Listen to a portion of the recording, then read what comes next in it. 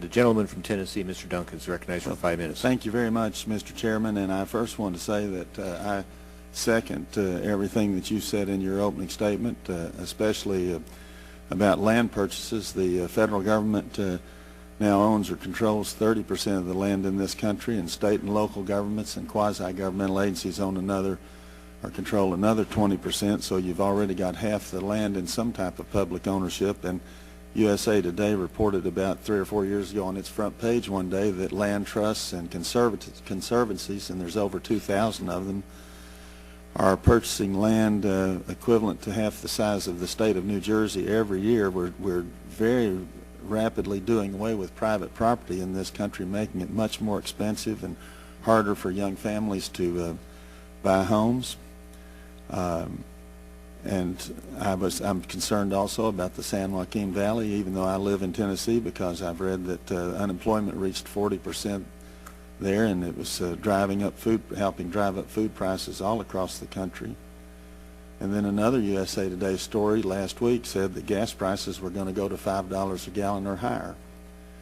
We've seen some evidence of sort of a recovery, but if we let gas prices go to $5 or $6 a gallon, it's going to really stop this recovery, maybe even throw us back into another recession, and it's going to hurt a lot of poor and lower income and working people. And it's been said many times we can't drill our way out of the problem, but I can tell you that if we would just start producing a little bit more, these other countries wouldn't be able to keep raising their prices as fast as they do. And I've sat on this committee for many years, and I keep hearing about Teddy Roosevelt. Well, I can tell you, Teddy Roosevelt, the government at all levels didn't own nearly as high a percentage of the property as they do now, and we didn't have nearly as many people. And so it's a little bit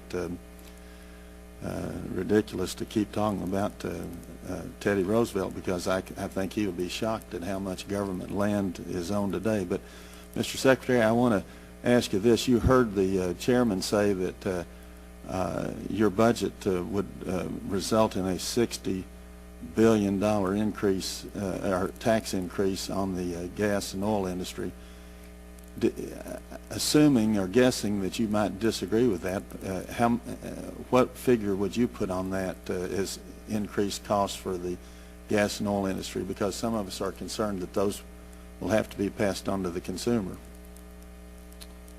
Congressman Duncan, that number is not one that I am aware of. Indeed, when you look at the entire budget of the Department of the Interior, that vastly exceeds the number of the budget.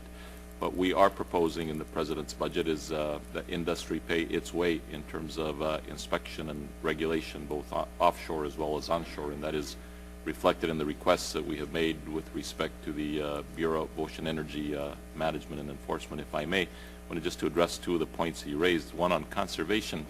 I would like for all the members of the committee to recognize that what we are attempting to do here is to move forward with a conservation agenda that's appropriate for the 21st century. We're not living in the days of Teddy Roosevelt, and we all recognize that. But if you look at one example where we have worked with Kansas and the government of Kansas, but also the Kansas Livestock Association, the Kansas Farm Bureau, and so many others, to preserve the 1.1 million acres of the last remaining tallgrass prairie ecosystem through a national conservation effort, which we announced about 2 months ago. That's an effort which will preserve the working landscapes and the ranches of the Flint Hills area for generations to come. Fourth and fifth and sixth generation ranchers will be able to stay on those ranches. And so we are not buying those places for government ownership.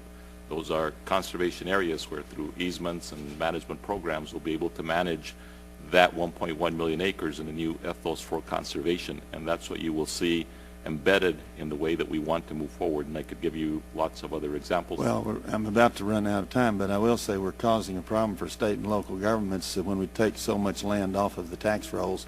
At the same time, the schools and the police are coming to us wanting more money. And I am concerned also, as the chairman said, about the fact that that your department keeps telling us they have such a huge multi-billion-dollar maintenance backlog.